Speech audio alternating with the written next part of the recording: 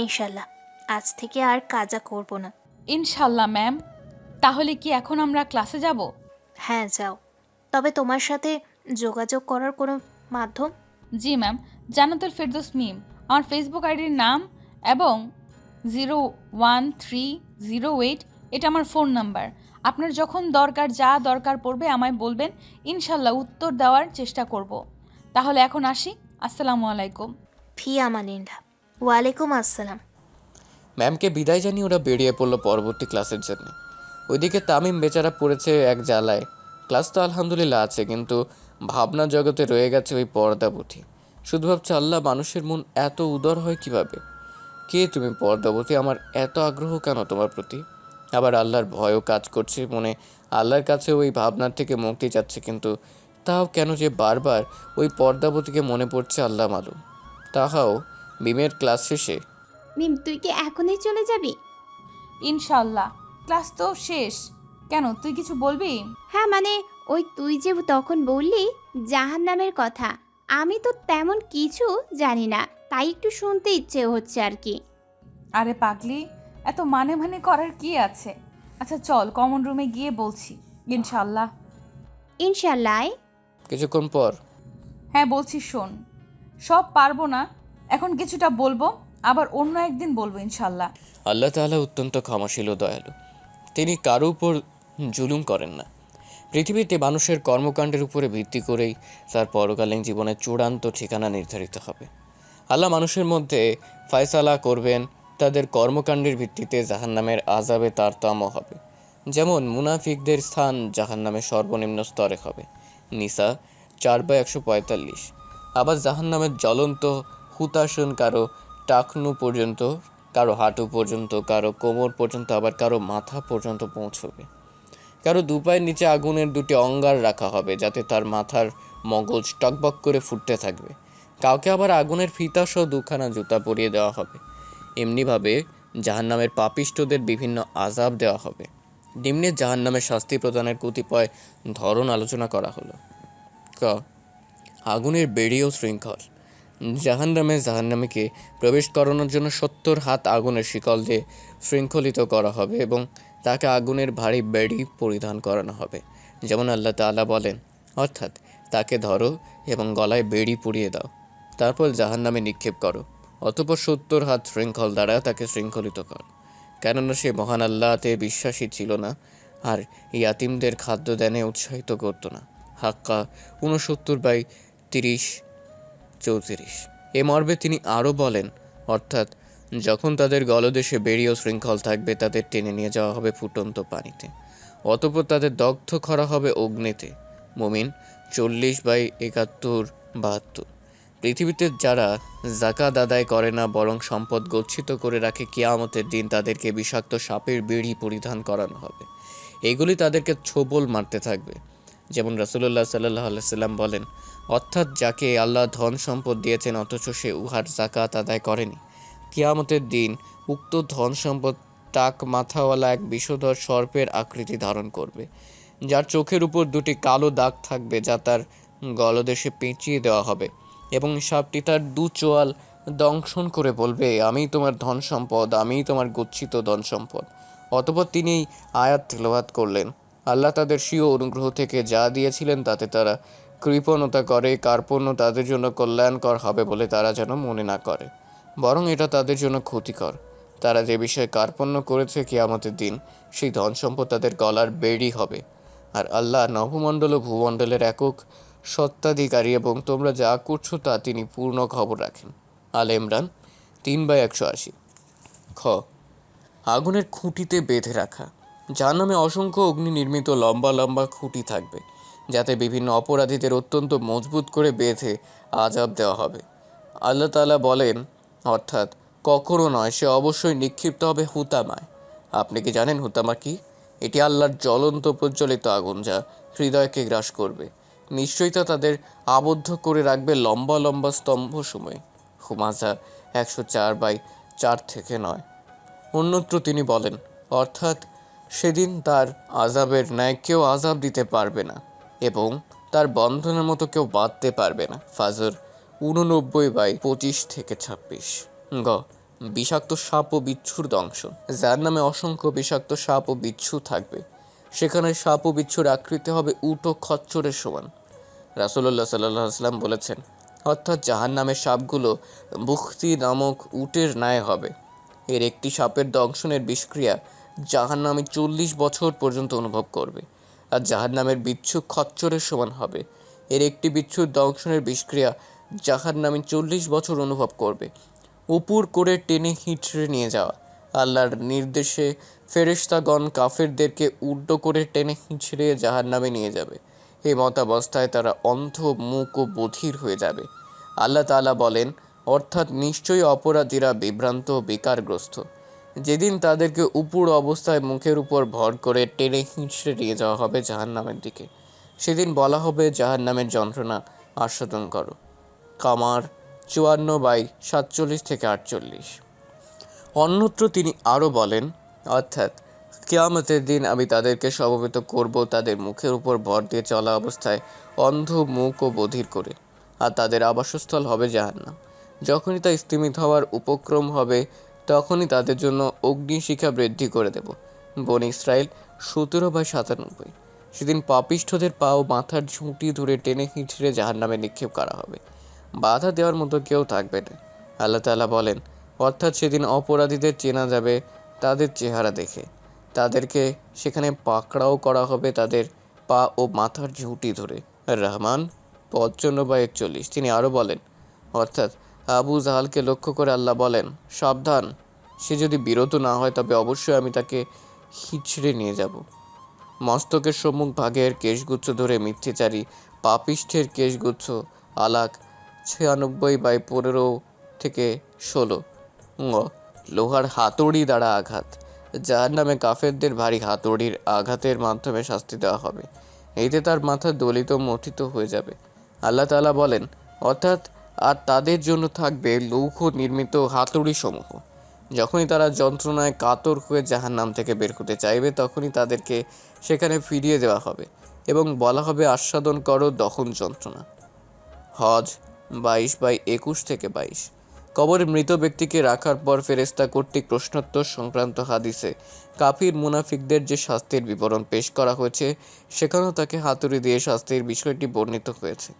যেমন বারা ইবনে আযিব রাদিয়াল্লাহু আনহু রাসূলুল্লাহ সাল্লাল্লাহু আলাইহি ওয়াসাল্লাম হতে বর্ণনা করেন যে রাসূলুল্লাহ সাল্লাল্লাহু আলাইহি ওয়াসাল্লাম বলেছেন, কাফির ব্যক্তিকে কবরে কৃত প্রশ্নের উত্তর না দিতে পারায় আকাশ থেকে একজন আহ্বানকারী বলেন, সে মিথ্যে বলেছে, তার জন্য জাহান্নামের বিছানা বিছিয়ে দাও এবং তাকে জাহান্নামের পোশাক পরিয়ে দাও। তারপর তার জন্য জাহান্নামের দিকে একটি দরজা খুলে দাও। নবী করিম সাল্লাল্লাহু আলাইহি ওয়াসাল্লাম বলেন, তখন তার দিকে জাহান্নামের গরম হাওয়া আসতে থাকে। কবরকে তার জন্য এত সংকীর্ণ করে দেওয়া হয় যাতে তার একদিকের পাঁজর অপর দিকের পাঁজরের মধ্যে ঢুকে যায়। অতঃপর তার জন্য একজন অন্ধ বধির ফেরেশতাকে নিযুক্ত করা হয়, যার সাথে একটি লোহার হাতুড়ি থাকে। যদি এই হাতুড়ি দ্বারা কোনো পাহাড়কে আঘাত করা হয় তাহলে সেটি ধূলিকায় পরিণত হয়ে যাবে। সেই ফেরেশতাই হাতুড়ি দ্বারা আঘাত করেন, আর সে আঘাতের চোটে এত বিকট চিৎকার করে যে মানুষ ও জিন ব্যতীত পৃথিবীর সব কিছুই শুনতে পায়। সঙ্গে সঙ্গে সে মাটির সাথে মিশে যায়। তারপর আবার তার দেখে আত্মা ফিরিয়ে দেওয়া হয়। এভাবে তার শাস্তি চলতে থাকে। মুখমণ্ডল বিদগ্ধকরণ। জাহান্নামীদের মুখমণ্ডল ওলটপালট করে দগ্ধীভূত করা হবে। তাদের চেহারাকে জ্বলন্ত অগ্নিশিখা আবৃত করে রাখবে এবং আলকাত্রা সদৃশ কালো জামা পরিধান করানো হবে। আল্লাহ তাআলার বাণী, অর্থাৎ যেদিন তাদের মুখমণ্ডল জাহান্নামের আগুনে ওলটপালট করা হবে সেদিন তারা বলবে, হায়, আমরা যদি আল্লাহ তার রাসূলকে অনুসরণ করতাম। আহজাব 33/66। জাহান্নামীদের কথোপকথন। জাহান্নামবাসীরা জাহান্নামের আযাবের তীব্রতা ও প্রখরতা থেকে পরিত্রাণের জন্য বিভিন্ন সময় বিভিন্নভাবে প্রচেষ্টা করবে, কিন্তু তাদের সে চেষ্টা সর্বদা ব্যর্থতায় পর্যবসিত হবে। সে সময় তারা কখনো আল্লাহর সাথে, কখনো নেতাদের সাথে, জাহান্নামের প্রহরীদের সাথে, কখনো পৃথিবীতে তাদের অনুসরণীয় ব্যক্তিবর্গের সাথে, কখনো দুনিয়ার রাজনৈতিক নেতাদের সাথে, আবার কখনো জান্নাতবাসীদের সাথে জাহান্নাম থেকে মুক্তির জন্য কথোপকথন করবে। সেদিন তাদের এসব কথোপকথন কোনো কাজে আসবে না, থাকবে না কোনো সাহায্যকারী বন্ধু। নিম্নে জাহান্নামীদের কথোপকথন একটি সংক্ষিপ্ত বিবরণ উত্থাপন করা হলো। আল্লাহর সাথে কাফেরদের কথোপকথন। জাহান্নামীরা যখন আল্লাহর নিকটে জাহান্নাম থেকে মুক্তির জন্য আবেদন করবে তখন আল্লাহ তাদের মাঝে যে কথোপকথন হবে তার নিম্নরূপ। তোমাদের নিকট কি আমার আয়াতসমূহ আবৃত্ত করা হতো না? অথচ তোমরা এগুলো অস্বীকার করতে। তখন তারা বলবে, হে আমার প্রতিপালক, দুর্ভাগ্য আমাদেরকে পেয়ে বসেছিল এবং আমরা ছিলাম এক পথভ্রষ্ট সম্প্রদায়। তারা বলবে, হে আমাদের প্রতিপালক, এই আগুন হতে আমাদেরকে রক্ষা করুন। অতঃপর আমরা যদি পুনরায় কুফরি করি তাহলে আমরা অবশ্যই সীমা লঙ্ঘনকারী হব। আল্লাহ বলবেন, তোমরা হীন অবস্থায় এখানেই থাকো এবং আমার সাথে কোনো কথা বলো না। আমার বান্দাদের মধ্যে একদল ছিল যারা বলতো, হে আমাদের প্রভু, আমরা ঈমান এনেছি, সুতরাং আপনি আমাদের ক্ষমা করে দিন এবং আমাদের উপর দয়া করুন। আপনি তো দয়ালুদের মধ্যে শ্রেষ্ঠ দয়ালু। কিন্তু তাদেরকে নিয়ে তোমরা এত ঠাট্টা বিদ্রূপ করতে যে তা তোমাদেরকে আমার কথা ভুলিয়ে দিয়েছিল। বস্তুত তোমরা তো তাদেরকে নিয়ে হাসি ঠাট্টাই করতে। আমি আজ তাদেরকে ধৈর্যের কারণে এমনভাবে পুরস্কৃত করলাম যে তারাই হলো সফলকাম। আল্লাহ বলবেন, তোমরা পৃথিবীতে কত বছর অবস্থান করেছিলে? তারা বলবে, আমরা অবস্থান করেছিলাম একদিন অথবা একদিনের কিয়দংশ। আপনি না হয় গণনাকারীদের জিজ্ঞেস করুন। তিনি বলবেন, তোমরা অল্পকালে অবস্থান করেছিলে। যদি তোমরা জানতে, তোমরা কি মনে করেছিলে যে আমি তোমাদেরকে অনর্থক সৃষ্টি করেছি এবং তোমরা আমার নিকট প্রত্যাবর্তিত হবে না? মুমিনুন 23/105 থেকে 115। খ, জাহান্নামের প্রহরীদের সাথে কাফেরদের কথোপকথন। জাহান্নাম হাসরের মাঠে কাফেরদের দেখে ক্রোধে ফেটে পড়বে। সে দূর থেকে যখন কাফেরদের দেখবে তখন তারা তার ক্রুদ্ধ গর্জন ও ভয়ঙ্কর চিৎকার শুনতে পাবে। যখন তাদেরকে জাহান্নামের নিকট উপস্থিত করা হবে তখন তার প্রবেশদ্বারগুলো খুলে দেওয়া হবে। অতঃপর তার প্রহরীরা কাফেরদের সাথে কথা বলবে। মহান আল্লাহ বলেন, অর্থাৎ ক্রোধে জাহান্নাম যেন ফেটে পড়বে। যখনই তাতে কোনো দলকে নিক্ষেপ করা হবে, জাহান্নামের রক্ষীরা তাদেরকে জিজ্ঞেস করবে, তোমাদের নিকট কি কোনো সতর্ককারী আসেনি? তারা বলবে, অবশ্যই আমাদের নিকট সতর্ককারী এসেছিল। আমরা তাদেরকে মিথ্যাবাদী সাব্যস্ত করেছিলাম এবং বলেছিলাম, আল্লাহ কিছুই অবতীর্ণ করেননি। তোমরা তো স্পষ্টত মহাভ্রান্তিতে রয়েছ।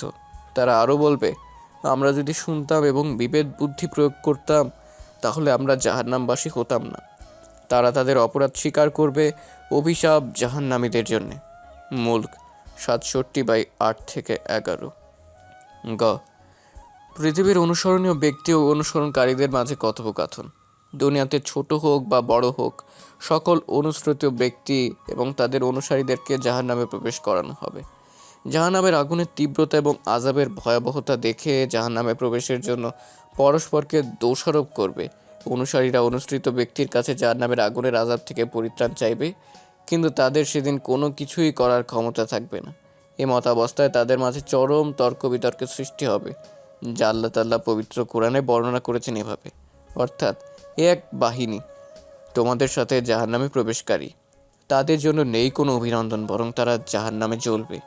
তখন অনুসারীরা বলবে, বরং তোমরাও তো জাহান্নামী, তোমাদের জন্য কোনো অভিনন্দন নেই। তোমরাই তো পূর্বে আমাদের জন্য ব্যবস্থা করেছো, কত নিকৃষ্ট এই আবাসস্থল। তারা বলবে, হে আমাদের প্রভু, এটা যে আমাদের সম্মুখীন করেছে জাহান্নামে, তার শাস্তি দ্বিগুণ বর্ধিত করুন। সোয়াদ 38/59 থেকে 61। ঘ, রাজনৈতিক নেতা ও তাদের অনুসারীদের মাঝে কথোপকথন।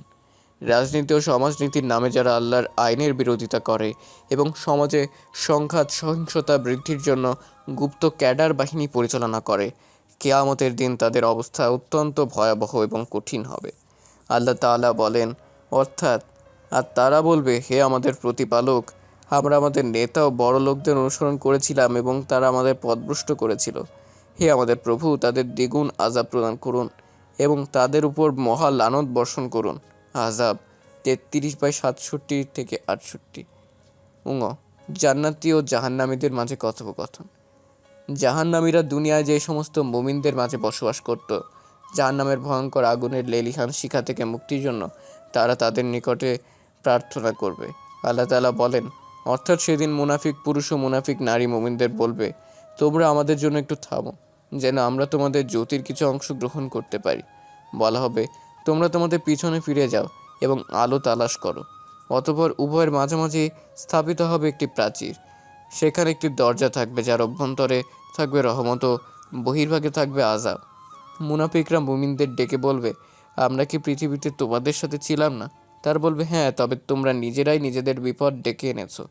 তোমরা প্রতীক্ষা করেছিলে, সন্দেহ পোষণ করেছিলে এবং অলিক আকাঙ্ক্ষা তোমাদেরকে মোহাচ্ছন্ন করে রেখেছিল আল্লাহর হুকুম মৃত্যু আসা পর্যন্ত। আর আল্লাহ সম্পর্কে তোমাদের ধোঁকা দিয়েছিল এক মহাপ্রতারক শয়তান। হাদিদ 57/13-14। জাহান্নামে ইবলিস শয়তানের বক্তব্য। দুনিয়াতে যারা শয়তানি প্ররোচনায় জড়িয়েছিল, অর্থাৎ যারা ইবলিসের অনুসরণ ও উপাসনা করত, জাহান্নামে প্রবেশের পর তাদের লক্ষ্য করে ইবলিস একটি বক্তব্য দেবে, যেখানে সে তার অনুসারীদের পাপিষ্ঠদের ভৎসনা করবে। মহান আল্লাহ তাআলা বলেন, অর্থাৎ যখন সব কিছুই মীমাংসা হয়ে যাবে তখন শয়তান তার অনুসারীদের বলবে, আল্লাহ তোমাদের প্রতিশ্রুতি দিয়েছিলেন, সত্য প্রতিশ্রুতি। আমিও তোমাদের প্রতিশ্রুতি দিয়েছিলাম, তবে আমি তোমাদের প্রতি দেওয়া প্রতিশ্রুতি ভঙ্গ করেছি। আমার তো তোমাদের উপর কোনো ক্ষমতা ছিল না, আমি শুধুমাত্র তোমাদের আহ্বান করেছিলাম, আর তোমরা আমার আহ্বানে সাড়া দিয়েছিলে। কাজেই তোমরা আমার প্রতি দোষারোপ করো না, তোমরা তোমাদের প্রতি দোষারোপ করো। আমি তোমাদের উদ্ধারে সাহায্য করতে সক্ষম নই এবং তোমরাও আমাকে উদ্ধার করতে সক্ষম নও। তোমরা যে পূর্বে আমাকে আল্লাহর শরীক সাব্যস্ত করেছিলে তার সাথে আমার কোনো সম্পর্ক নেই। জালিমদের জন্য তো বেদনাদায়ক শাস্তি রয়েছে। ইব্রাহিম 14/22। আজ এই পর্যন্তই। আল্লাহুম্মা গফিরলি, আল্লাহ আমাদেরকে তুমি ক্ষমা করো। ইনশাল্লাহ, আমিন সুম্মা আমিন। আচ্ছা, আজ তাহলে চল যাই মা, আবার চিন্তা করবে তো মা। ইন্না লিল্লাহ, আমি তো ভুলেই গেছি, আমার বাসায় যাওয়া লাগবে দ্রুত। আজকে আম্মু তাড়াতাড়ি যাইতে বলছে। ফিয়ামানিল্লাহ। চল বলে দুজনে গেটের সামনে এসে রিক্সা নিয়ে বাসায় চলে যায়। আসসালামু আলাইকুম আম্মু। ওয়ালাইকুম সালাম। মাশাল, তোকে এভাবে দেখার কত ইচ্ছা ছিল আমার। আলহামদুলিল্লাহ, আজকে পূরণ হলো বলেই কেঁদে ফেললাম। আহা আম্মু, কাঁদছো কেন? আর তুমি কি আজ আমায় বাইরে দাঁড় করিয়ে রাখবে নাকি? এই যে খুশির কান্না পাগলি মেয়ে, আয় ভেতরে আয়। তোর বড় ফুফি এসছে আমাদের নিয়ে যেতে, তার জন্যই অপেক্ষা করছিলাম। আচ্ছা আম্মু, আমি আগে গোসল করে সালাত আদায় করব, ইনশাল্লাহ তারপর বাকিটা দেখা যাবে। হ্যাঁ মা, তা যায়? তুমি সালাত আদায় করেছো? আলহামদুলিল্লাহ মা, আমি একটু আগেই করেছি সালাত আদায়। এবার তুই দ্রুত যা, নয়তো তোর ফুপি আবার রাগ করবে। জি আম্মু, যাচ্ছি। তাহিরা বেগম তাহার মা তাকিয়ে রইলেন মেয়ের যাওয়ার পানে। মেয়ের এমন পরিবর্তন দেখে তাহিরা বেগম বারবার আল্লাহর কাছে কৃতজ্ঞতা প্রকাশ করছেন। তিনি সবসময় চাইতেন তাহা যেন একজন খাঁটি মুমিনা হতে পারে। তার ইচ্ছের প্রায় অর্ধেক কাজ পূর্ণ হয়েছে, আলহামদুলিল্লাহ। এরই মধ্যে সুফিয়া চৌধুরী ডাক এলো। তাহার ফুপি সুফিয়া চৌধুরী। তাহার আম্মু, ওই তাহার আম্মু, ওই তুমি? এই তো বড় আপ্পা, এখানে ডাইনিংয়ে বসা। ও, তা তাহা কই, এখনো আসেনি? হ্যাঁ আসছে, ওর রুমে হয়তো, নয়তো সালাত আদায় করছে এখনো। উফ বাবা, ও আমার সালাত আদায় করে কবে থেকে, আর এখন এমনিতে লেট হয়ে গেছে। এইসব আদিক্ষেতা তো পরেও করা যেত নাকি? না মানে বড় আপ্পা, ও তো। থাক, আর মেয়ে সাফাই গাইতে হবে না, আমি নিজেই যাচ্ছি ওর রুমে। তাহিরা বেগমকে সবটা বলতে না দিয়েই নিজের মতামত জানিয়ে রাগে কটকট করতে করতে তাহার রুমে এলো। এসে দেখে তাহার সালাত আদায় করছে, তাই দরজার কাছে দাঁড়ালো। এইদিকে তাহার সালাত আদায় শেষে সালাম ফিরিয়ে দরজার কাছে ফুপিকে দেখা মাত্রই বলে উঠল, আসসালামু আলাইকুম ফুপি, কখন এলে? ভেতরে এসো। এই তো এক্ষুনি এলাম, তাড়াতাড়ি উঠে তৈরি হয়ে নে। ফুপি, সালামের উত্তর দিলে না যে? সালামের উত্তর দেওয়া তো ওয়াজিব। ওয়ালাইকুম সালাম। ফুপি, এভাবে সালামের উত্তর দিলে তো সহি হয় না, এতে অর্থের বিকৃতি ঘটে। সহি উত্তর হলো এভাবে, ওয়ালাইকুম আসসালাম। এখন থেকে এভাবে বলবে, কেমন? এসব পরে দেখা যাবে, তোকে যা বলছি তাই কর। জি ফুপি, আমার সালাদ শেষ, তুমি একটু বসো, আমি 2 মিনিটে তৈরি হচ্ছি। তাহার জায়নামাজ তুলে ভাঁজ করে রাখলো। তারপর বিমের দেওয়া সেই খেমারের সেটটা বের করে নিল, সাথে হাত পা মোজাও এনে খাটের উপর রাখলো। তারপর যখন খামারটা পড়বে তখনই ফুপির চোখ গোল গোল করে বলে উঠল, এসব কি পড়ছিস তুই? তোর আম্মুর কথা শুনে ভেবেছিলাম আদিক্ষেতা, এখন মনে হচ্ছে মা মেয়ে দুজনেরই ভীমরতি ধরেছে। কেন ফুপি, আমি তো পৃথিবীর সবচেয়ে শান্তি এবং দামি পোশাকে পরেছি, আলহামদুলিল্লাহ। এই সৌভাগ্য আমায় আল্লাহ দিয়েছে। একটু হকচকিয়ে উঠে প্রায় চিৎকার দিয়েই বললেন, কি, এই তো দামি পোশাক, আর এসব পরে জঙ্গি হওয়ার মানেটা কি? হ্যাঁ ফুপি, পর্দা হচ্ছে প্রতিটা মুসলিম নারীর ওপর ফরজ, তাই আমি পর্দা করেই বের হব ইনশাল্লাহ। আর শোনো, পর্দায় এমন এক প্রশান্তি রয়েছে যা পর্দাবতী ব্যতীত কেউ অনুমানও করতে পারে না। একটি কলা তার খোসা ছাড়া যেমন সুরক্ষিত নয়, একজন নারীও পর্দা ছাড়া সুরক্ষিত নয়। আর বেপর্দায় চলাফেরা করে আমি আমার নামের সাথে হায়ান যোগ করতে চাই না। যে নারী বেপর্দায় চলাচল করে সে হায়ান বই কি আর কি হতে পারে। ফুপি মুক্ত যেমন ঝিনুক থেকে বের হলেই মানুষের হাতে পড়ে, তেমনি বেপর্দায় চললে পথস কুনরা ছিঁড়ে ছিঁড়ে খেতে দ্বিধাবোধ করে না। ফুপির লোহা এবং সোনা বা হীরা দেখেছো নিশ্চয়ই। যখন মানুষ লোহা ক্রয় করে তখন কিন্তু বিক্রেতা হয়তো ক্রেতার ব্যাগে নয়তো একটা পলিথিনে দিয়ে থাকেন, এবং যখন মানুষ সোনা বা হীরা ক্রয় করে তখন কিন্তু বিক্রেতা যথাযথ সুরক্ষা মেনে কোনো বক্সে ভরে, তারপর বক্সটি প্যাকেটে ভরে দোকানে সুন্দর র্যাপিং পেপার দিয়ে র্যাপিং করে তারপর ক্রেতাকে দেয়। এখানে দুজনই ক্রেতা আবার দুজনই বিক্রেতা, শুধুমাত্র পার্থক্য মূল্যের উপর। যে জিনিসের মূল্য যত বেশি তার মানও তত বেশি। আর আমি একজন মুসলিম নারী, যার সৃষ্টিকর্তা আল্লাহ। সর্বশ্রেষ্ঠ ধর্ম ইসলাম ধর্মে জন্মেছি, হজরত মোহাম্মদ সাল্লাল্লাহু আলাইহি সাল্লামের উম্মাহ হয়েছি, পবিত্র ধর্মগ্রন্থ আল কুরআনকে গাইড হিসেবে পেয়েছি আলহামদুলিল্লাহ। আমি কোনো অমূল্য বা সস্তার মানুষ নই যে বেপর্দায় চলাফেরা করব।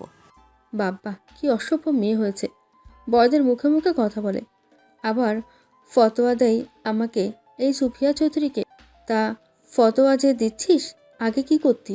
আগে তো ভালোই ছিলি, ছোটো ছোটো কাপড় চোপড় পরতিস, আর এখন আসছে ফতোয়া নিয়ে। তাড়াতাড়ি ওয়েস্টার্ন ড্রেস পরে তৈরি হয়ে নে, এসব ফতোয়া বাদ দে। ফুপি তুমি ভুল ভাবছো, আমি কোনো বেয়াদবি করিনি। আর মানুষ কখন কোথায় কিভাবে হেদায়েত পাবে কেউই জানে না। আর আমার পেছনের কথা বা কাজকে আমার বর্তমানে টেনে আনার কোনো মানেই হয় না। আমি মহান রাব্বুল আলামিনের কাছে আমার পূর্বের গুনাহের জন্য ক্ষমা প্রার্থী। আমি বেপর্দায় বাহিরে যেতে পারবো না ফুপি, দরকারে বাসায় থাকবো। তুই আমার কথা অমান্য করছিস, যার কথা তোর বাবাও ফেলে না। হ্যাঁ করছি, কারণ যার জন্য অমান্য করছি তার কাছে তুমি কিছুই না। আমি আল্লাহর জন্য আমার জীবন দিতেও পিছপা হব না। আর তুমি তো ফুপি, তুমি কেন আম্মু বললেও আমি বেপর্দায় আমার জ্ঞান থাকতে কোথাও যাব না ইনশাল্লাহ। কারণ আল্লাহর থেকে দুনিয়ায় কোনো কিছুই আমার কাছে বেশি প্রিয় নয়। আমার কথার অবাধ্য হওয়ারও আমাকে অপদস্থ করার মাসুল তোদের দিতে হবে। তাহিরা বেগমও তাহাকে উদ্দেশ্য করে কথাটা বলে বেরিয়ে গেলেন হনহন করে। মাশাআল্লাহ, তোর কথাগুলো একদম সত্যি ছিল। সঠিক সময় জবাব দিয়েছিস মা। কিন্তু তুই এত কিছু শিখলি কিভাবে? আম্মু মিমের কথা বলছিলাম না, মিম শিখিয়েছে। আজ যে ক্রিমারটা পরে এলাম ওটাও মিম দিয়েছে। ও এখন আমার খুবই ভালো বন্ধু মা। মাশাআল্লাহ, মেয়েটাকে খুবই দেখতে ইচ্ছে হয়। একদিন বাসায় নিয়ে আসিস। এখন খেতে আয়, সকালে খিচুড়ি আছে, গরম করে দিচ্ছি। ইনশাল্লাহ। এদিকে মিমদের খাওয়া দাওয়া শেষ, সবাই বিশ্রাম করতে যে যার রুমে চলে এসেছে। হঠাৎই মিমের দরজায় হামজা নক করলো। মিমাপু দরজা খোলো। দরজা খুলে কি রে, কিছু বলবি? হ্যাঁ, একটা বিষয় জানার ছিল। ও আয়, এখানে বসি। হুম। তো বল, কি জানা লাগবে?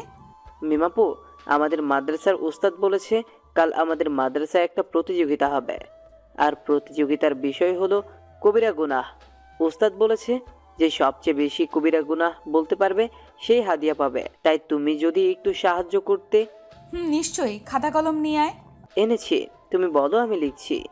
ইনশাল্লাহ বলছি, শুধু লিখলেই হবে না, মনেও রাখতে হবে। এখন উপরে 100 কবিরা গুনাহ লিখে শুরু কর। মিমাপু, 100 কবিরা গুনাহ পাবো কই? লেখা শুরু কর, দেখতে পাবি কই পাই।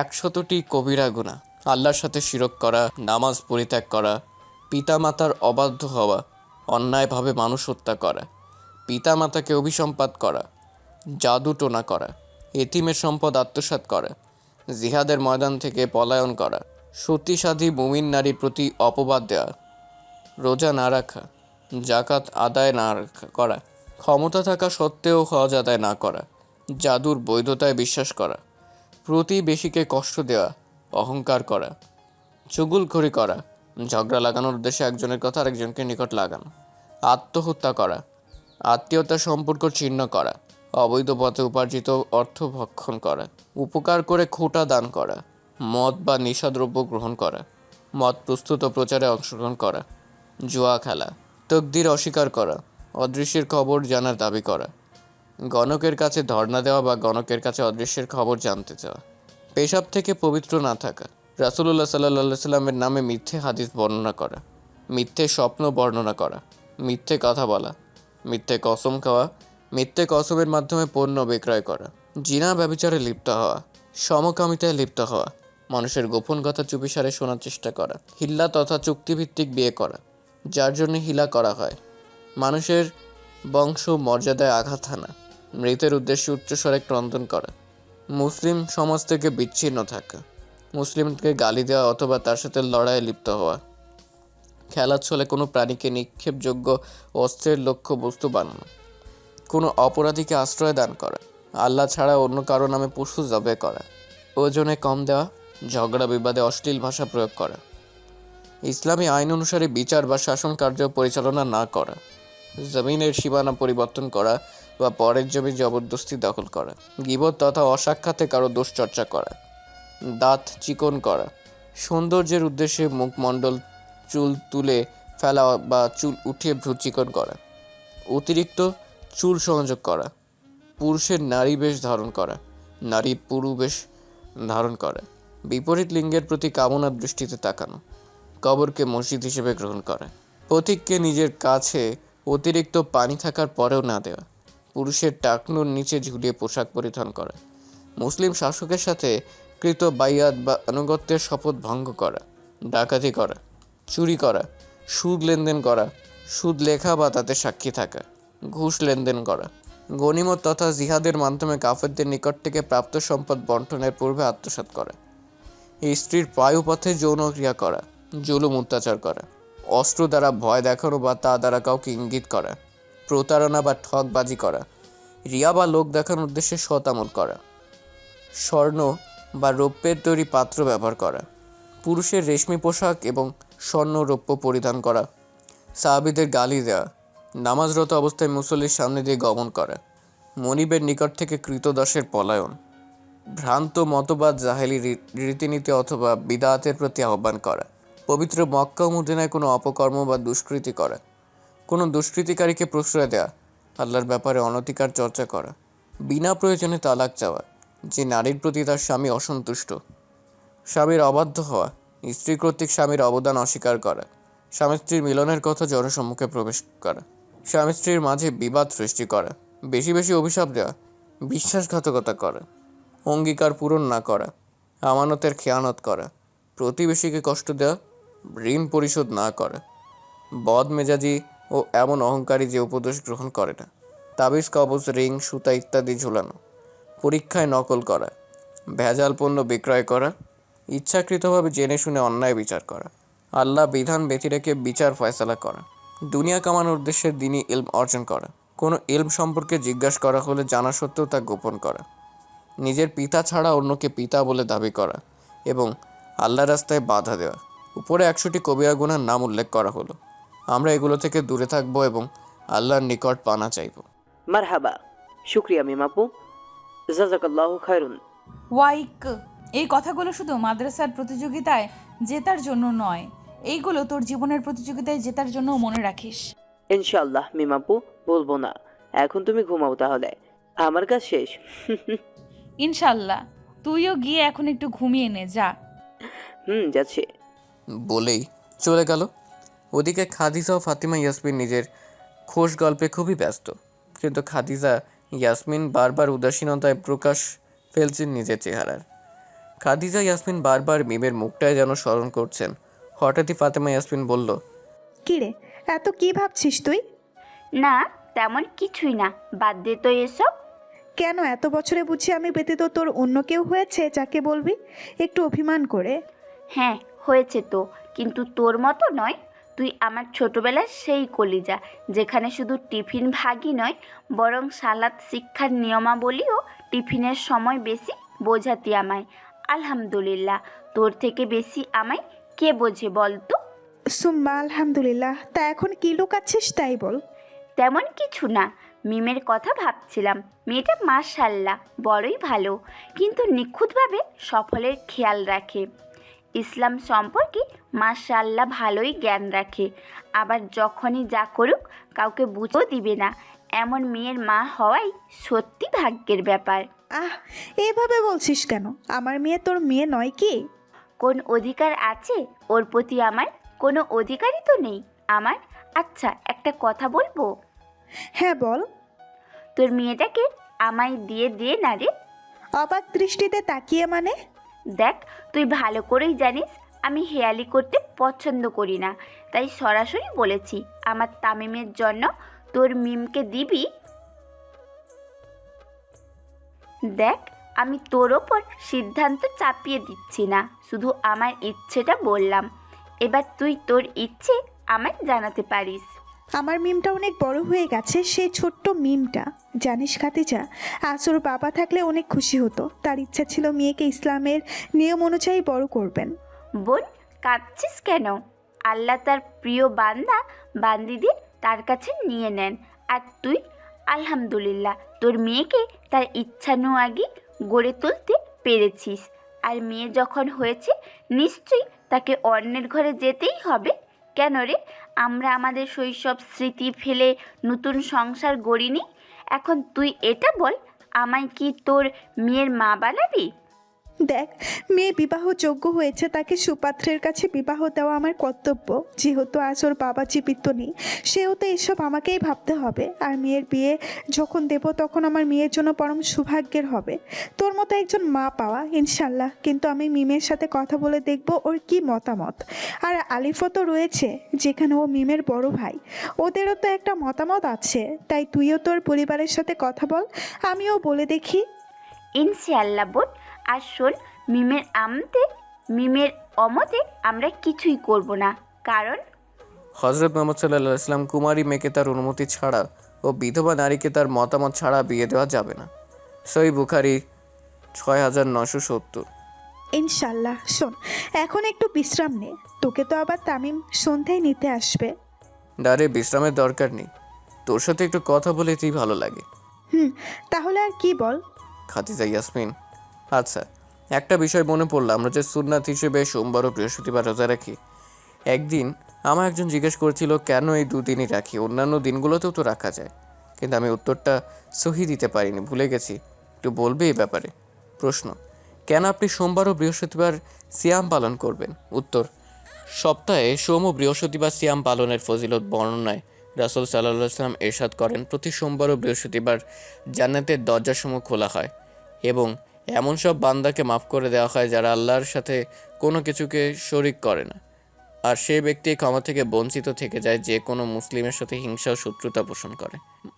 মালাইকাকে ফেরেশতাদেরকে বলা হয় যে এদের অবকাশ দাও যেন তারা পরস্পর মীমাংসা করে নিতে পারে।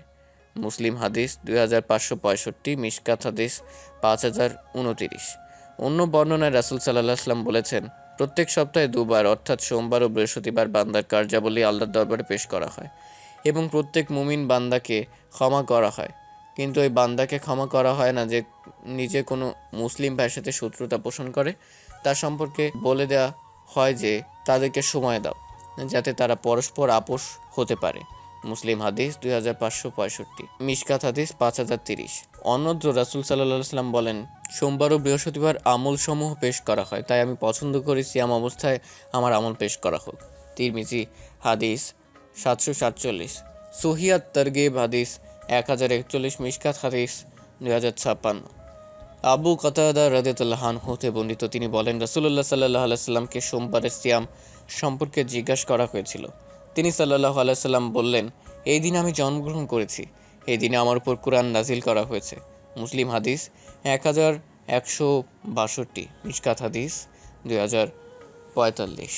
আয়েশা রাদিয়াল্লাহু আনহা থেকে বর্ণিত, তিনি বলেন, রাসূলুল্লাহ সাল্লাল্লাহু আলাইহি ওয়াসাল্লাম সর্বদা সোমবার এবং বৃহস্পতিবার সিয়াম পালন করতেন। নাসাই হাদিস 2362 থেকে 64। এছাড়া আয়েশা রাদিয়াল্লাহু আনহা থেকে জিজ্ঞেস করা হলে তিনি বলেন, নবী সাল্লাল্লাহু আলাইহি ওয়াসাল্লাম সোমবার ও বৃহস্পতিবারের রোজার প্রতি খুবই খেয়াল রাখতেন। তিরমিজি হাদিস 745, ইবনে মাজাহ হাদিস 1739। বুঝতে পারছিস? এবার হাদিসগুলো ভালোভাবে এবার মনে রাখিস। খাদিজা ইয়াসমিন, দয়াময় আল্লাহ আমাদেরকে প্রতি সোম ও বৃহস্পতিবার সিয়াম পালনের তৌফিক দান করুন, আমিন। সুম্মা আমিন। আরেকটা কথা বল তো। কি বলতে হবে সেটা বল, ইনশাল্লাহ উত্তর দেওয়ার চেষ্টা করব। এটা অনেক মূল্যবান কথা, আমার পছন্দের এবং স্বপ্নের জায়গা জান্নাতের কিছু বর্ণনা দে, অনেক শুনতে ইচ্ছে হচ্ছে। এবার একটা উত্তর প্রশ্ন করেছিস, মাশাল্লাহ। জান্নাত নামক সুখের ঠিকানার বর্ণনা শুনতে ও দিতে কার না ভালো লাগে বল। বলছিস শোন, জান্নাতের কিছু বর্ণনা। কেউ জানে না তাদের জন্য কি কি নয়নাভিরাম গোপন রাখা হয়েছে, তাদের কৃতকর্মের প্রতিদান স্বরূপ। সূরা সাজদা 17। হে মুসলমানগণ, এসো শান্তির রাজ্য জান্নাতের আলোচনার মাধ্যমে আমাদের অন্তর উর্বর ও আন্দোলিত করি। হতে পারে তার আলোচনা স্মৃতিচারণ আমাদের অন্তরে জান্নাতের আগ্রহ সৃষ্টি করবে, যার ফলে আমরা সে সকল ভাগ্যবানদের অন্তর্ভুক্ত হতে পারব যারা আল্লাহর দরবারে উপস্থিত হলে ঘোষণা আসবে, এতে শান্তি ও নিরাপত্তার সাথে প্রবেশ করো। সূরা হিজর 46। জান্নাত একমাত্র অবিশ্ব লক্ষ্য কাঙ্ক্ষিত বস্তু। এর জন্যই আমাদের পূর্বপুরুষগণ সব কিছু ত্যাগ করতে প্রস্তুত ছিলেন। আল্লাহ তার রাসূলের আনুগত্যে সর্বশেষ নমুনা পেশ করতেন, তার দিনের জন্য উৎসর্গ করতেন, তার সন্তুষ্টির উদ্দেশ্যে শাহাদাত বরণ করতেন। রাসূলুল্লাহ সাল্লাল্লাহু আলাইহি সাল্লামের জান্নাতের মাধ্যমে বদরের ময়দানে মুসলিম সৈন্যদের ভেতর প্রেরণা সৃষ্টি করেছিলেন, তিরস্কার করেছিলেন তাদের মন্থরতাকে। লক্ষ্য করুন তার উদাত্ত আহ্বান, সে জান্নাতের জন্য প্রস্তুত হও যার ব্যাপ্তি আসমান জমিন সমতুল্য। মুসলিম, তিনি কোনো পদমর্যাদা কিংবা সম্পদের ওয়াদা করেননি, শুধু জান্নাতের ওয়াদা করেছেন। সে ওয়াদাই তাদের জন্য যথেষ্ট ছিল। তাদের বিশ্বাসের দৃঢ়তার ফলে জান্নাত চাক্ষুষ দেখার ন্যায় সমানে বিদ্যমান ছিল। তাদের সামনে দুনিয়ায় বিদ্যমান থাকা সত্ত্বেও অর্থহীন ছিল। এমনও হয়েছে কেউ কেউ হাতে রাখা খেজুর পর্যন্ত ফেলে দিয়ে বলেছিল, এগুলো খাওয়া পর্যন্ত অপেক্ষা করাও অনাকাঙ্ক্ষিত দীর্ঘ হায়াত নিয়ে বেঁচে থাকা বই কি। আবার কেউ কেউ বর্ষাবিদ্ধ হয়েও আনন্দের আবিসহ্যে বলেছিল, কাবার রবের কসম, আমি সফল হয়েছি। আর জাফর ইবনে আবি তালিবের বিষয়টি আরও আশ্চর্য। জান্নাত তার জীবনসঙ্গীর ন্যায় ছিল। লক্ষ্য করুন তার কবিতা, যা তিনি আবৃত্তি করেছিলেন মুতার যুদ্ধে। জায়েদ বিন হারেসের শাহাদাতের পর 3000 মুসলিম সৈন্যের নেতৃত্ব দানকালে যারা 2 লক্ষ খ্রিস্টান সৈন্যের মোকাবেলায় অবতীর্ণ হয়েছিল, স্বাগতম হে জান্নাত, যার আগমন শুভ লক্ষণ, যার পানীয় শীতল, রোম তো রোমই, যার স্বস্তি ঘনিয়েছে, কাফের ছিন্ন বিচ্ছিন্ন তাদের বংশ যদি তাদের সাক্ষাৎ পাই। এই কবিতা আবৃত্তি করেই তিনি শহীদ হন আর দুডানায় ভর করে জান্নাতে উড়ে বেড়ান। তারপর আবদুল্লাহ ইবনে রওয়াহা ইসলামের ঝান্ডা তুলে দেন। তিনিও কম যাননি। মৃত্যু অবধারিত দেখেও তিনি আবৃত্তি করেছিলেন, শপথ হে নফস, অবশ্যই সেথায় অবতরণ করবে। ইচ্ছায় কিংবা অনিচ্ছায় মানুষ জড়ো হয়েছে, ক্রন্দনের প্রস্তুতি নিয়েছে। আমি কেন লক্ষ্য করছি তুমি জান্নাত অপছন্দ করছো? নিরাপদ কাটিয়েছ তুমি দীর্ঘ সময়, অথচ তুমি সংকীর্ণ জায়গার বীর্য মাত্র। এই কবিতা আবৃত্তি করে তিনিও পূর্বের ন্যায় পরপারে পাড়ি চলে যান। আল্লাহ তাদের সকলের উপর সন্তুষ্ট হন। জান্নাতুল ফেরদৌসের মর্যাদা। ফেরদৌস যে জান্নাতের নাম, যেখানে প্রত্যেক মানুষ তার কাঙ্ক্ষিত বস্তু লাভ করে ধন্য হবে, যার ভেতর প্রাসাদের উপর প্রাসাদ নির্মিত, যার কক্ষসমূহ নূরে শোভিত। তিনি পবিত্র যে এর পরিকল্পনা করেছেন। তিনি করুণাময় যে তা স্বহস্তে তৈরি করেছে। এটা রহমতের স্থান, সফলতার স্থান, এর রাজত্ব মহান, এর নিয়ামত স্থায়ী। এরশাদ হচ্ছে, যাকে দোজখ থেকে দূরে রাখা হবে এবং জান্নাতে প্রবেশ করানো হবে, সেই সফল। সূরা আলে ইমরান 185। রাসূল সাল্লাল্লাহু আলাইহি সাল্লাম বলেন, তোমাদের কারো চাবুক পরিমাণ জান্নাতের জায়গা দুনিয়া এবং তার ভেতর যা কিছু আছে তার চেয়ে উত্তম। বুখারী। জান্নাতের নিয়ামতের মোকাবেলায় দুনিয়ার নিয়ামতের কোনো তুলনা হয় না। তবে রাসূল সাল্লাল্লাহু আলাইহি সাল্লাম যেভাবে তুলনা করেছেন সেভাবে তুলনা করতে দোষ নেই। এরশাদ হচ্ছে, যেমন তোমাদের কারো আঙ্গুল সমুদ্রে রাখার মতো, অতঃপর দেখো কি পরিমাণ পানি আঙ্গুলে উঠে এসেছে। মুসলিম। এবার চিন্তা করুন, যে পরিমাণ পানি সমুদ্র থেকে আঙ্গুলের সাথে উপরে উঠে এসেছে, সেই পরিমাণ হচ্ছে ক্ষণস্থায়ী দুনিয়ার নিয়ামত, আর যে পরিমাণ পানি মহাসমুদ্রে অবশিষ্ট আছে তা হচ্ছে জান্নাতের নিয়ামত। জান্নাতের পর্যালোচনা প্রকৃতপক্ষে আমাদের রেখে আসার বাড়ির আলোচনা। এখান থেকে ইবলিস আদম হাওয়াকে বের করে দিয়েছে। হয়তো তার আলোচনা পুনরায় জান্নাতে ফিরে যাওয়ার পথ সুগম করবে। অতএব আসো তুমি জনবসতির উদ্যানে, কারণ ইহা তোমার প্রথম গৃহ এবং এতেই রয়েছে তাঁবু। কিন্তু আমরা শত্রুর বন্দী। আছে কি কোনো পথ? আমাদের বাড়িতে ফিরে যাব আর নিরাপদ হয়ে যাব। জান্নাতের বর্ণনা ব্যাপক ভাষাশৈলী ও ভাব গাম্ভীর্যতা সহ কুরআন সুন্নায় বিধৃত হয়েছে, যার রহস্য উদ্ঘাটন করা, যার প্রকৃত অবস্থা উপলব্ধি করা প্রায় অসম্ভব। হাদিসে কুদসিতে রাসূল সাল্লাল্লাহু আলাইহি সাল্লাম বলেন, আল্লাহ তাআলা বলেছেন, আমি আমার নেককার বান্দাদের জন্য এমন জিনিস তৈরি করে রেখেছি যা কোনো চোখ দর্শন করেনি, কোনো কর্ণ শ্রবণ করেনি এবং মানুষের অন্তরে যার কল্পনা পর্যন্ত হয়নি। দলিল স্বরূপ তোমরা তেলাওয়াত করতে পারো। কেউ জানে না তাদের জন্য নয়নাভিরাম কি কি উজ্জ্বল রাখা হয়েছে, তাদেরই কর্মের প্রতিদান স্বরূপ। সাজদা 17।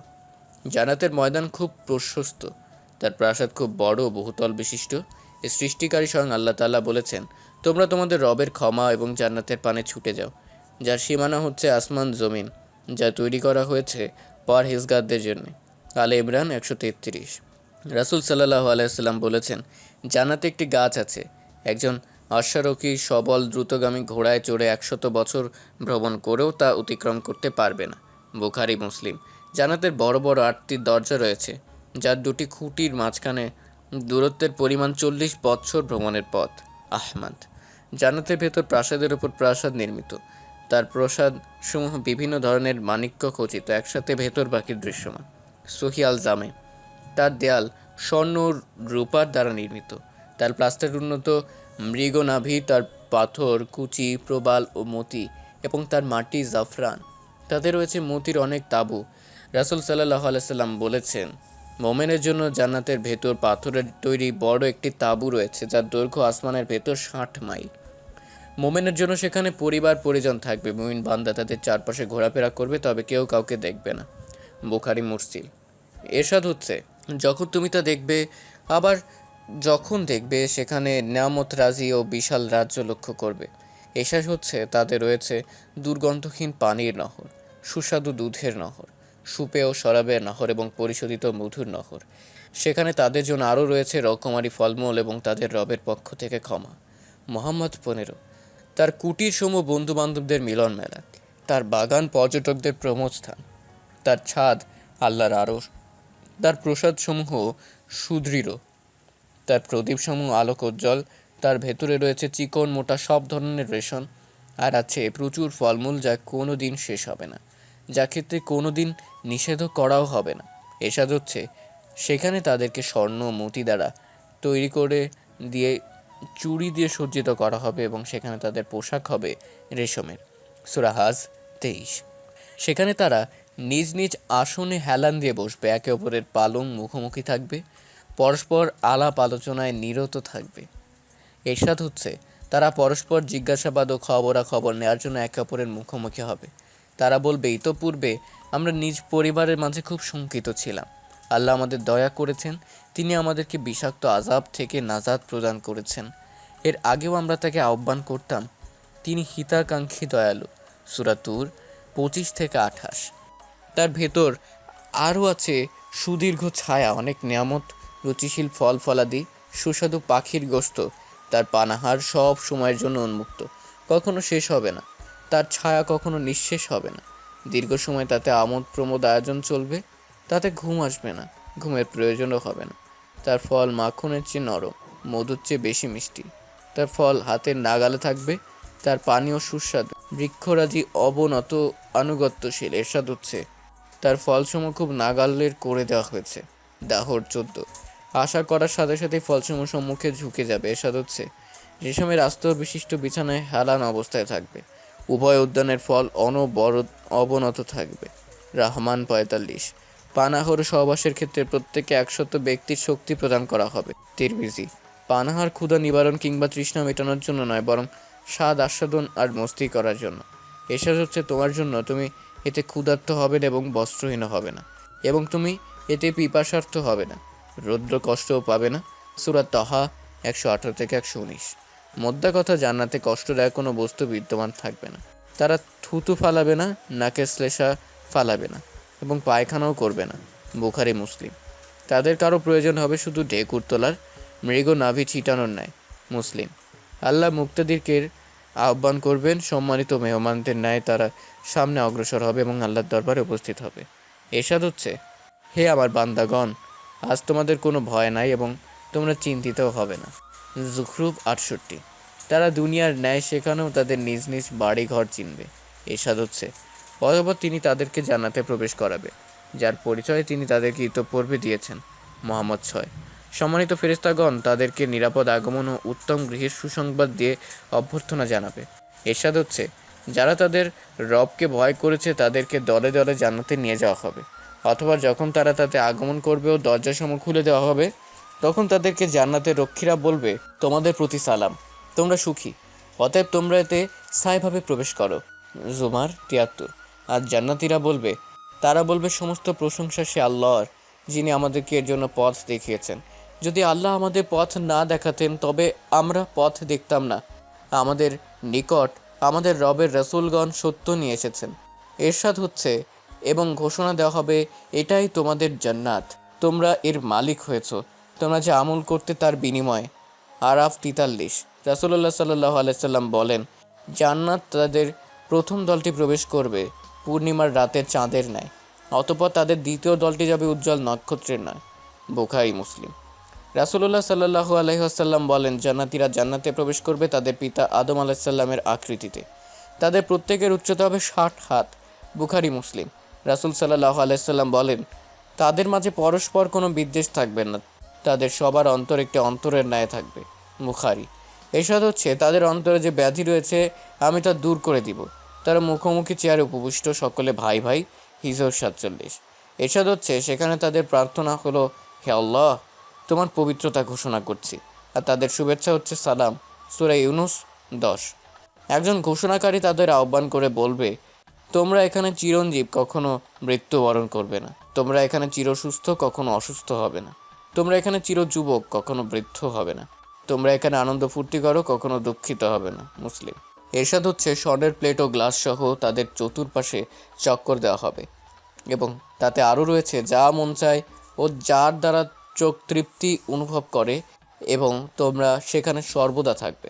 যুকরুফ ৭১। এরশাদ হচ্ছে, তুমি তাদের চোখে নিয়ামতের প্রতিক্রিয়া চিনতে পারবে। মুতাফফিফিন ২৪। এরশাদ হচ্ছে, কিশোররা তাদের আশপাশে চক্কর কাটবে, তারা দেখতে সুরক্ষিত মতির ন্যায়। সূরা তুর ২৪। এ হলো সেবকদের অবস্থা। আর যাদের সেবা করা হবে তাদের অবস্থা কেমন হবে বর্ণনার অপেক্ষা রাখে না। তারা জান্নাতের দীর্ঘ ছায়ার নিচে যাওয়া হবে, সিল করা পানির বোতল পরস্পর আদান প্রদান করবে, আর জান্নাতের ভেতর প্রবাহিত সুপেয় মদের পান করবে। তাদের উপর পরপর দয়া, কল্যাণ ও অনুগ্রহ বর্ষিত হবে, তাদের থেকে চিন্তা, পেরেশানি ও কষ্ট চিরতরে বিদায় নিবে। এরশাদ হচ্ছে, এবং তারা বলবে, সমস্ত প্রশংসা আল্লাহর, যিনি আমাদের দুঃখ দূর করেছেন। নিশ্চয়ই আমাদের রব ক্ষমাশীল, উত্তম বিনিময়কারী, প্রদানকারী। তিনি নিজ অনুগ্রহে আমাদের থাকার স্থান দিয়েছেন, যেখানে আমাদের কষ্ট স্পর্শ করবে না, ক্লান্তি আমাদের কাছে ঘেঁষবে না। ফাতের ৩৪-৩৫। এরশাদ হচ্ছে, তারা সেখানে বাহুল্য ও খারাপ কিছু শুনবে না, শুধু শুনবে সালাম সালাম বাক্য। ওয়াকিয়া ২৫-২৬। প্রশান্তি, স্বস্তি, ভালোবাসা, নিরাপত্তার পরিবেশ তাদের বেষ্টন করে থাকবে। সেখানে তাদের নেককার পিতামাতা, স্ত্রী, সন্তান সবাইকে জামায়াত করা হবে। এরশাদ হচ্ছে, বসবাসের জান্নাত, সেখানে তারা এবং তাদের সৎকর্মশীল পিতামাতা, স্বামী, সন্তানগণ প্রবেশ করবে। হে আল্লাহর বান্দা, তুমি এর চেয়ে উত্তম আর কী চাও? রাত ২৩। হ্যাঁ, এত কিছুর পরও একটা নিয়ামত অবশিষ্ট আছে, যা মাজিদের দিন প্রদান করা হবে, যেদিন ঘোষণা দেওয়া হবে, হে জান্নাতবাসীগণ, তোমাদের রব তোমাদের সাক্ষাৎ দিবে, তোমরা সাক্ষাতের জন্য প্রস্তুত হও। অতঃপর তারা প্রতিযোগিতামূলক সাক্ষাতের জন্য প্রস্তুত হবে। তারা দেখতে পাবে তাদের নিয়ে যাওয়ার জন্য দ্রুতগামী ভালো জাতের উট প্রস্তুত রয়েছে। তারা ময়দানে পৌঁছলে নূর, মতি ও মণিমুক্তা দিয়ে নির্মিত মিম্বার ও মৃগনাভির তৈরি ফোম প্রদান করা হবে। তারা নিজ নিজ পদ মোতাবেক আল্লাহর নিকট উপবিষ্ট হবে। ইরশাদ হচ্ছে, আল্লাহর নিকট তারা পদমর্যাদা অনুপাতে অবস্থান করবে। আলে ইমরান ১৬৩। কবি বলেন, যারা নামাজে অগ্রগামী ইহসানের কারণে তারাই সে প্রতিযোগিতায় ধন্য হয়েছে। এই মতাবস্থায় একটি নূর প্রজ্বলিত হয়ে সমগ্র জান্নাত আলোকিত করে দিবে। তখন তারা মাথা উঁচু করে দেখতে পাবে পবিত্র নামের অধিকারী মহান আল্লাহ তাআলা ওপর থেকে আগমন করেছেন। তিনি বলবেন, হে জান্নাতবাসীগণ, করুণাময় রবের পক্ষ থেকে তোমাদের প্রতি সালাম। ইয়াসিন ৫৮। তাদের পক্ষ থেকে সালামের একমাত্র যথাযথ উত্তর হচ্ছে, হে আল্লাহ, তুমি সালাম, শান্তি তোমার পক্ষ থেকেই, তুমি মর্যাদার অধিপতি, হে সম্মান ও ইজ্জতের মালিক।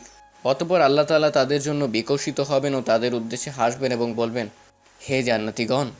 এরপর তারা সর্বপ্রথম শ্রবণ করবে, আমার ওই বান্দারা কোথায় যারা আমাকে না দেখে আমার অনুকরণ করেছে? এটা হচ্ছে ইয়াউমুল মাজিদ। তারা আমার কাছে প্রার্থনা করুক, তখন তারা এক বাক্যে বলবে, আমরা আপনার ওপর সন্তুষ্ট, আপনিও আমাদের ওপর সন্তুষ্ট হয়ে যান। তিনি বলবেন, হে জান্নাতবাসীগণ, যদি আমি তোমাদের উপর সন্তুষ্ট নাই হতাম, আমার জান্নাতে তোমাদের স্থান দিতাম না। তোমরা আমার কাছে চাও। তখন তারা এক বাক্যে বলবে, আপনার চেহারার দর্শন দিন, আমরা তাতে দৃষ্টি দেব। অতঃপর আল্লাহ তাআলা পর্দাসমূহ উত্তোলন করবেন এবং তাদের জন্য বিকশিত হবেন, যার ফলে নূরের ঝলকে সকলে বেহুশ হয়ে যাবে। আল্লাহর পক্ষ থেকে যদি এই সিদ্ধান্ত না থাকতো যে তারা জ্বলবে না, তবে অবশ্যই তারা জ্বলে যেত। তাদের মধ্যে এমন কেউ থাকবে না যার মুখোমুখি আল্লাহ হবেন না। এমনকি তাদের কাউকে লক্ষ্য করে বলবেন, হে অমুক, তোমার কি স্মরণে পড়ে অমুক অমুক দিনের কথা? এভাবে তার দুনিয়ার বিচ্যুতি ও প্রতিশ্রুতি ভঙ্গ সম্পর্কে অবহিত করবেন। আর সে বলবে, হে আমার রব, তুমি কি আমাকে মাফ করনি? তিনি বলবেন, অবশ্যই, আমার ক্ষমার কারণেই তুমি তোমার এই মঞ্জিলে পৌঁছতে সক্ষম হয়েছ। আহ, কত মধুর হবে সেদিন কর্ণসমূহের স্বাদ, কত চমৎকার হবে সেদিন। আহ, কত মধুর হবে সেদিন কর্ণসমূহের স্বাদ, কত চমৎকার হবে সেদিন চক্ষু সমূহের শীতলতা।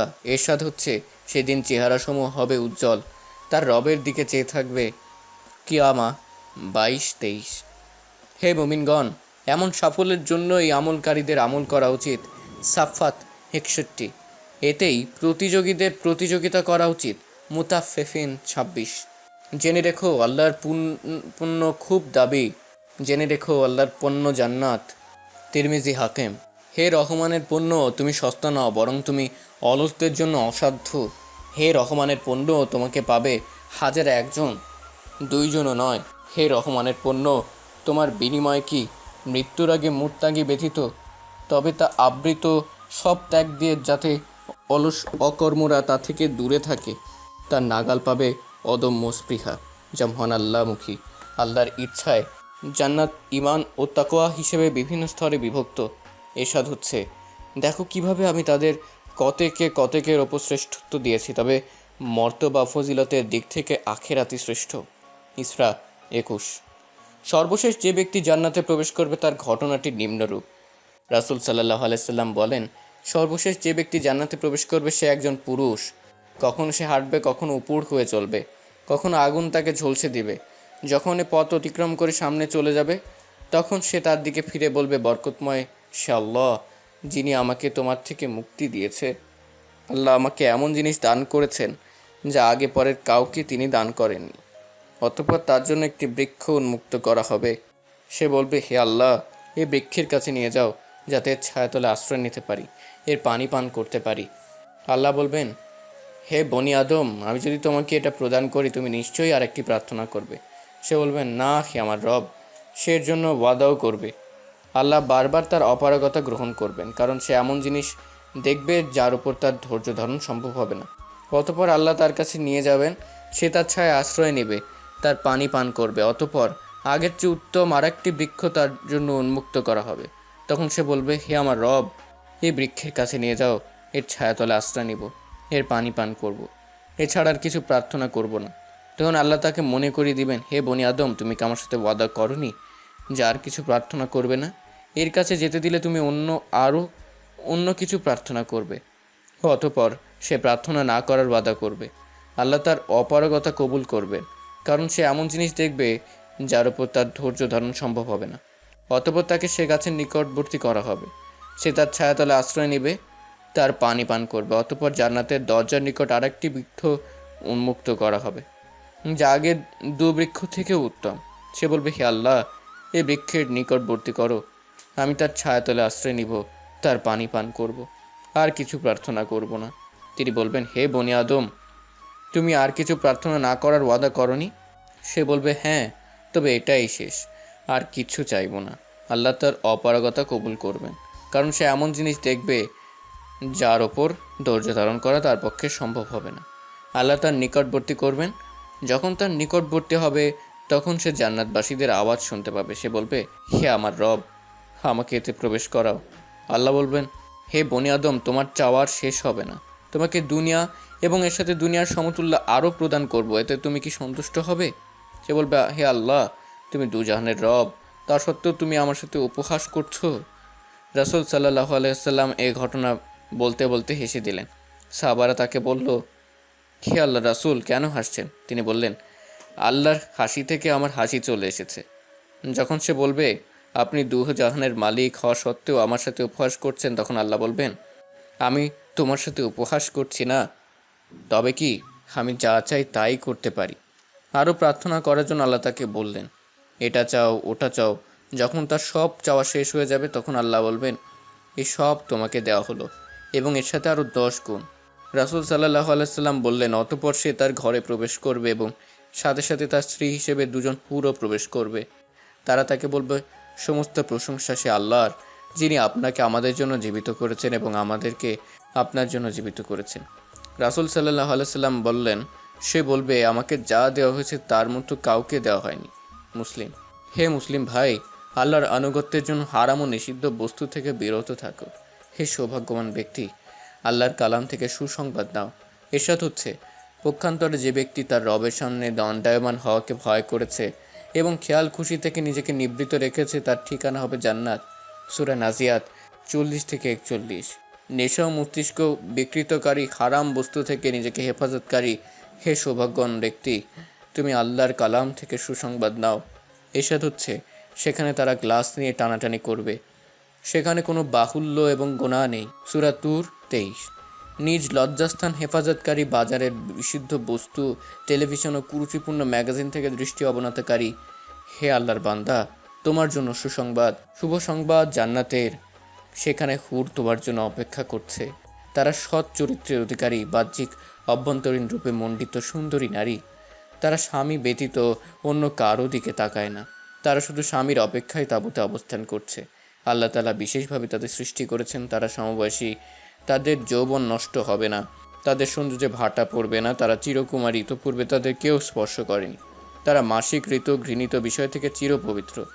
তারা প্রবাল ও পদ্মারাগ সাদৃশ্য নারী, ঝিনুকের অভ্যন্তরে বিদ্যমান মুক্তার মতো পরিষ্কার। তারা আবৃত মুতির মতো, তাদের মহব্বতে বাঁধা শ্রীশ। হে আল্লাহ, আমরা তোমার সন্তুষ্টি আর জান্নাত চাই, তোমার গোস্বা আর জাহান্নাম থেকে পানাহা চাই।